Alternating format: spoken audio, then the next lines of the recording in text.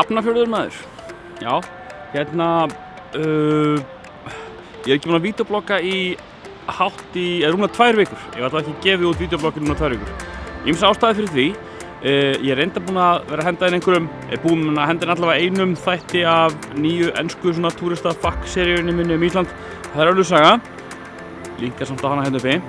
En ég er búinn að vera svona á ferðalögum, vinnuferðum, og mér langar aðeins að tala það. Þetta er pínur rant, en hérna líka bara gaman að koma hérna og horfa yfir fallega Hafnarfjörðinn. Ég fór í mjög langa ferð og ég ætlaði mér að gera voða vídeoblogg úr því og var mjög spenntur fyrir því. Fór sem sagt til Brasilíu í vinnuferð í 10 daga.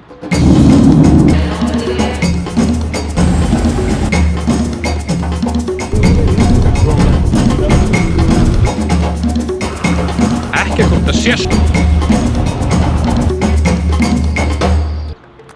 Ég var á stað það sem var og bara Brasilíu kannski yfir höfuð, ekki tilstaklega mikið verið að mæla með því að fólk sé að taka með sér dýrar myndavélar. Þannig að ég ætlaði bara að vídeoblogga á GoPro-vélina og síman og svona, og endaði alltaf því að gera miklu minna en ég hélt ég myndi gera. Og einhvern veginn, ég er ekkert með efnið sem ég langar til að nota til þess að gera eitthvað úr að viti.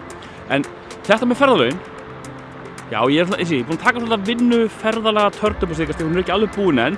Ég er að fara í ferð í næstu viku og sennilega aðra í viðbót fyrir jól. Vonandi get ég hent einhverjum vídeóum minn í tengslum við þær ferðir, vonandi eitthvað áhugavert að sjá og gera. En það fékk mig til að hugsa svolítið.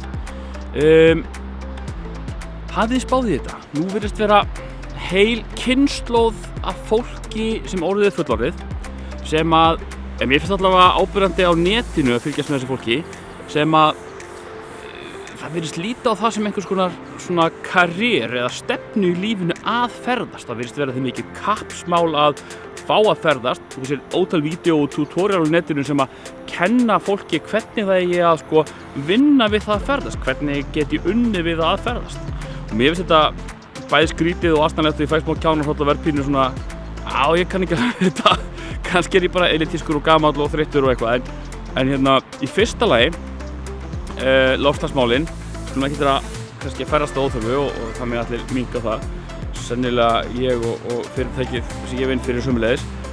En svo líka hitt, eigum við ekki að byrja á því að reyna að búa til einhver verðmæti. Að vinna við að ferðast er engin verðmæta, sko. Þetta er gömlu kallar rantið, sko. Það er einhver heil kynslóð af ég þoli ekki að nota alltaf orðið millennials, ég held að það sé orðið svolítið þreytt, þetta er ábyggilega næsta kynslóð á eftir þeim, en sem að finnst einhvern veginn ekkert eins og þeir þurfa að skapa en verðmæti.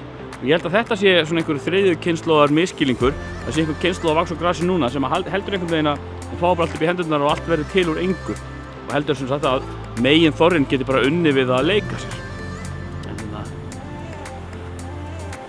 Já, var þetta of mikið miðaldra nöldur? Það er fallegri í Hafnarfjörðinum, sko. Þó að Kópavogurinn sé þetta fallegri, sko, það veit það allir, en hér er samt sem það fallegt. Ég ætla hérna, kannski, ég ætla að rúlla einhverjum svipmyndum frá Brasilíu, en ég veit hennilega ekkert eins og sé hvort það er eitthvað hægt að horfa á þér. Ég allavega verð í Hollandi í næstu viku.